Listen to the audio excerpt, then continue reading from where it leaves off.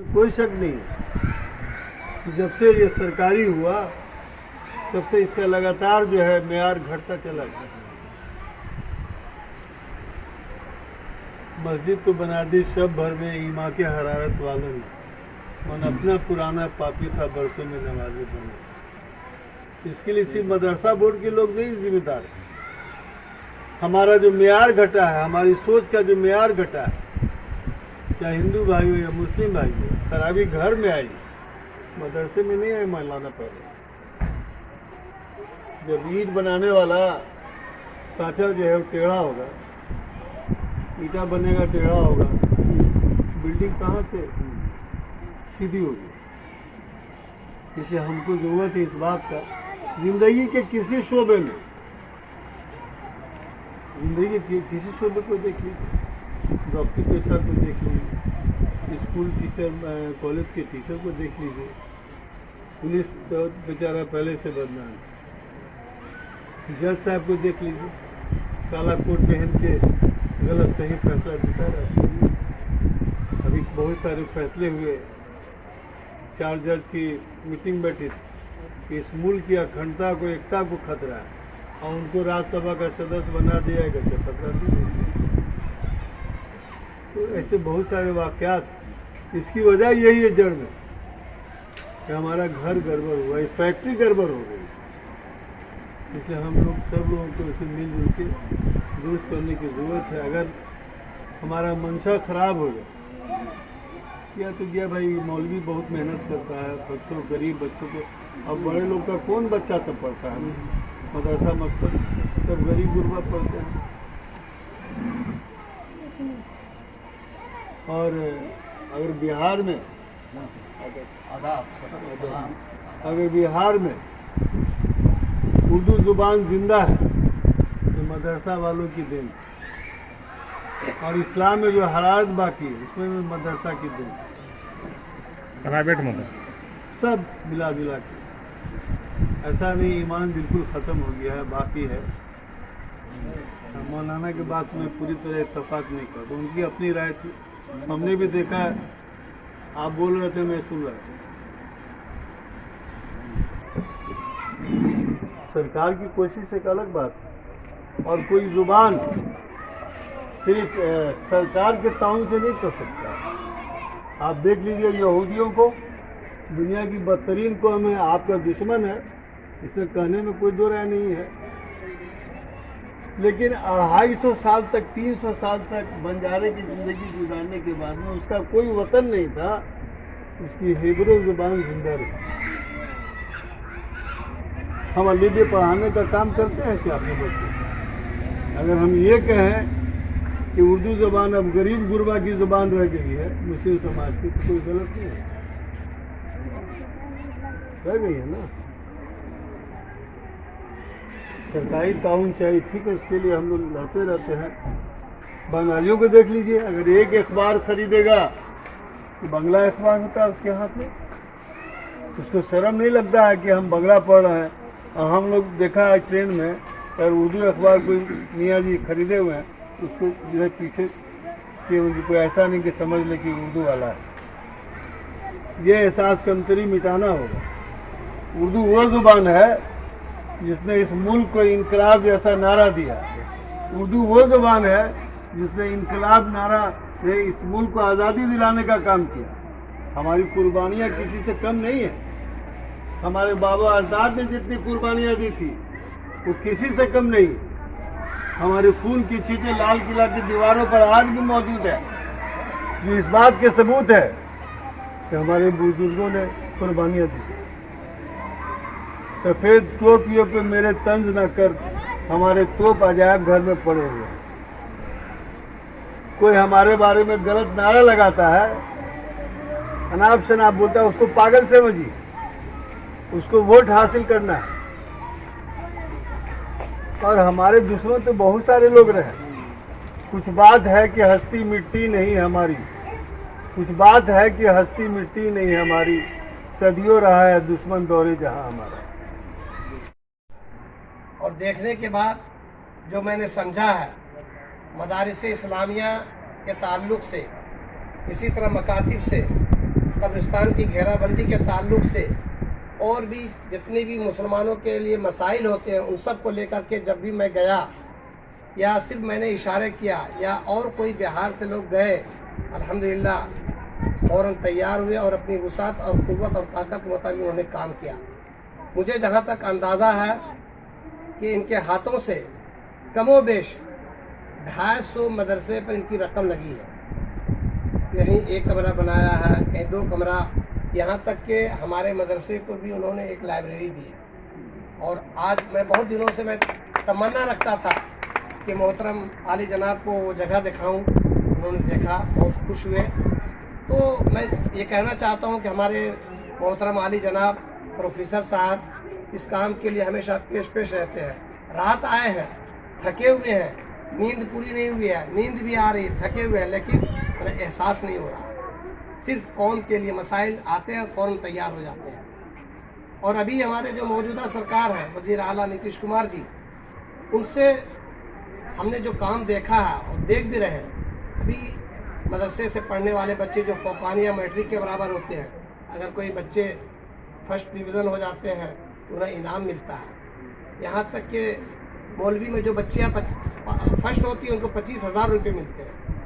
इसी तरह गरीबों के लिए इंदिरा आवास का मसला हो या राशन कार्ड का हो या और जहाँ जिस तरह की ज़रूरत हो, आप यकीन कीजिए, हम ये हमारे घर पे थे प्रोफेसर साहब, लाइट चली गई, ऐसी नहीं चल रहा तो दिक्कत हुई। मैंने एसडीओ साहब को सिर्फ इतना से कहा कि प्रोफेसर साहब तशरीफ लाए, तो उन्होंने 5 मिनट के अंदर लाइन दे दिया। पहले बोल नहीं सकते थे, कह नहीं सकते थे। आज ये अल्लाह का शुक्र है कि जिस ऑफिस में जाता हूँ बहुत जोर से बोल के प्यार से मोहब्बत से कहता हूँ, फ़ौरन कर लेते हैं। तो ये हमारे वज़ीर आला नीतीश कुमार जी की खुसूसी तवज्जो है हमारे मुसलमानों पर। अब हमें चाहिए कि हम उनके हाथों को खूब मजबूत कराएं। और भाजपा के साथ वो ज़रूर है, लेकिन आप यूपी को देख लीजिए, बड़े बड़े मदरसे हैं, मुसलमानों का बिल्कुल इलाका है, लेकिन वो सुकून और इत्मीनान नहीं है जो हमारे यहाँ सुकून और इत्मीनान है। कभी किसी तरह की दिक्कत नहीं। मस्जिद भी आबाद हो रही है, मस्जिदों में नमाज भी पढ़ रहे हैं, जो उसूल और कानून और हिदायत उस पर अमल कर रहे हैं। तो हम आप हज़रात से यही गुजारिश करेंगे कि हमारे वज़ीर आला नीतीश कुमार के हाथों को खूब मजबूत करें और हम लोग हर तरह से उनके लिए अपनी ताकत और क़ुव्वत को इस्तेमाल करें और हमारे प्रोफेसर गुलाम गौस साहब के साया को अल्लाह ताला देर तक कायम रखे। और टोला उस पर अमल करके नहीं दिखा सकता, एक मोहल्ला अमल नहीं कर सकता जिस रामराज की बात करते हैं, एक दिन अपने आबादी में मोहल्ले में नहीं दिखा सकते। ये एक ढकोसला है, लॉलीपॉप है, लोगों को इमोशनल एक्सप्लॉइट करने का जरिया है। बहरहाल बात दूसरी तरफ चली जाएगी। अब मिनिस्टर साहब मुझे जो पुश करते जा रहे हैं, मैं अपनी बात, अच्छा अभी आप क्या एमएलसी साहब हैं, अच्छा एमएलसी साहब हैं। मैं अर्ज ये कर रहा था कि नीतीश कुमार की गवर्नमेंट ने बहरहाल समाजी सद्भाव को बनाकर रखने की पूरी कोशिश की है और इसमें कामयाब हुए। दूसरी तरफ जो उन्होंने समाजी काम किए हैं, रोड, नाले, पानी, बिजली, इस सब को आप हर आदमी देख रहा है कि बड़ी अच्छी तरह से बहुत काम किया उन्होंने। मैं इस पर, ये सारे काम हुए हैं। मैं उस पार गया सहरसा में, मैं जब कभी बख्तियारपुर के इलाके में सोच रहा था कि कभी मैं सोचा था कि शायद क़यामत तक यहाँ रोड नहीं बने। समझा, समझ रहे हैं, आप ही के पार्टी के हैं, क्या नाम है वो, हाँ नहीं, हमारे बख्तियारपुर के हैं, सिवरी बख्तियारपुर यादव हैं, दिनेश यादव। हाँ, दिनेश यादव का जो इलाका है, उस इलाके में पूरे यादव का कोसी का इलाका है। कभी नहीं समझते थे कि यहाँ रोड बनेंगे, लेकिन रोड नहीं बने हैं, बल्कि यादव जी के बथान तक रोड बन गए। पतले पतले जो है पत्थर बिछ गए हैं, तो ये हो गए हैं, ढलाई हो गया है। यानी ढूंढ रहा वहाँ का हर वार्ड मेंबर और मुखिया ढूंढता है, तो तेरे घर में कोई काम हो, तेरे द्वार पर कोई काम हो, पूछते हैं आके कि जहाँ रोड बनाना फट से बन जाता है। अभी हमने खुद अपने टोले में अपने रास्ता, जो पुराना रास्ता था, उससे हट के एक अलग रास्ता निकाला, खाली 2-3 आदमी की जमीन पड़ती थी, लिखा के दिया, दूसरे दिन से काम हो गया, ढलाई हो गई, काम हुआ है। लेकिन मैं इन सारे कामों में एक बात की तरफ आप लोगों के जरिए पहुंचाना चाहता हूं कि ये सारे काम हो रहे हैं, सबका फंड आ रहा है, सब कुछ हो रहा है। ये सब काम ऊपर से जो है फंड दिया जा रहा है, स्कीम आ रही है, फंड दिए जा रहे हैं, सब हो रहा है। लेकिन उस काम को जो मजबूत और सही अंदाज से होना चाहिए, वो नीचे तक आने में आपको पता, राजीव गांधी का जुमला था 100 रुपए चलता है और नीचे आते आते 10 रुपए हो जाते हैं। तो रोड बन रहे हैं, लेकिन होता ये कि हमारे ये सामने का रोड बनता है, 6 महीने में तो ऐसे गड्ढे हो जाते हैं कि लोग रोड छोड़ के साइड से चलते हैं। इस बात पर इसको कैसे कंट्रोल किया जाए, जाहिर सी बात है अकेले चीफ मिनिस्टर वहां से बैठ के ये कंट्रोल नहीं कर सकते हैं। हमारे यहाँ पब्लिक की बड़ी परेशानी यह है कि पब्लिक को अपनी ही सहूलत का एहसास नहीं है। वो सरकारी संपत्ति को अपनी संपत्ति नहीं मानते हैं। यूरोप और एशिया में यही फर्क है कि यूरोप के लोग गवर्नमेंट और सरकार की चीज को अपनी चीज समझते हैं, और यहाँ के लोग सरकार की चीज को बाहर वाले पाकिस्तान की चीज समझते हैं, चुरा के ले आते हैं, लूट लेते हैं, चुरा लेते हैं, बिजली का तार काट लेते हैं, खंभा गायब कर देते हैं, रोड का पत्थर गायब कर देते हैं। तो यहाँ की पब्लिक सेंसिटिव नहीं, हसास नहीं है। हम लोगों को मजबूत करना है। मैं अपने मुस्लिम भाइयों से कहूँगा, आज तक जितने भी माननीय मुख्यमंत्री आए, लेकिन हमारे जो मुख्यमंत्री हैं माननीय नीतीश कुमार जी, इन्होंने जो काम किया, जितना काम किया, कोई मुख्यमंत्री काम नहीं किया। आज गिनाना चाहूँगा तो घंटों लग जाएगा इनके कार्य को देखते। बहुत काम किए हैं, बोल दिया ना कि इनके मुकाबले में कोई भी मुख्यमंत्री काम नहीं किया। इसलिए आप लोगों से गुजारिश है कि आने वाले दिनों में हमारे माननीय मुख्यमंत्री जी का हाथ आप लोग मजबूत करें। रही बात लोगों को समझाने की, बहुत सारे लोग हमारे कहते हैं, कह रहे ये तो भाजपा में मिल गए हैं। बहुत सारे हमारे दोस्त यार मिल बोलते हैं, लेकिन उन सारी बातों पर ध्यान नहीं देना है। सबका अपना अपना सिद्धांत होता है, सबकी अपनी अपनी सोच होती है, कुछ मजबूरियां होती है जो कहीं न कहीं लोग सबके रहते हैं। और हलचल पैदा किया था किसके खिलाफ? उस वक्त भाजपा नहीं थी, उस वक्त कांग्रेस और जनसंघ था। जनसंघ ने कर्पूरी ठाकुर की सरकार को गिरा दिया था, दंगा कराया था। बाद में वो जो है राम मंदिर का नारा लेकर के सोमनाथ वगैरह जा करके, और वो आज जो है भाजपा का रूप धारण कर लिया है। तो ये लोग किस तरह के बहुरूपिया हैं और क्या क्या कह करके किसको किसको ठगा है, उसका तो डिटेल जिक्र इन्होंने कर दिया है, इसलिए मैं उसमें दोहराना उचित नहीं जानता। सभी लोगों से जरूर ये गुजारिश करूंगा कि अपनी जुबान में बात कीजिए। इसका मतलब ये नहीं कि आप किसी और भाषा से नफरत कीजिए, आप किसी भाषा से नफरत मत कीजिए, किसी मजहब से नफरत मत कीजिए, किसी जाति से नफरत मत कीजिए। अब अपनी जुबान के लिए बुलंदी से आवाज लगाना सीखिए। यही जो है जिंदगी का राज है, और यही जो है सबसे बड़ी शख्सियत होती है, इंसानियत होती है। जिस इंसान में ये चीज नहीं है वो सब कुछ है लेकिन कुछ नहीं। और अभी किसी भी मोहल्ले में आप जाएं, खेलने की कोई अब जगह बची ही नहीं। अब बताएं कि बच्चे कहां खेलें। इस समस्या को का समाधान कीजिए, वरना नीरज चोपड़ा तो एक ही अभी गोल्ड मेडल लाया है। हिंदुस्तान 1 अरब 30 करोड़ लोगों की आबादी है और एक गोल्ड मेडल आता है। ये बड़ी खुशी की बात है, लेकिन बड़े अफसोस की भी बात है। और ये बात ओलंपिक में अनाउंसमेंट के वक्त भी वहां की एक लेडी ने बोल ही दिया।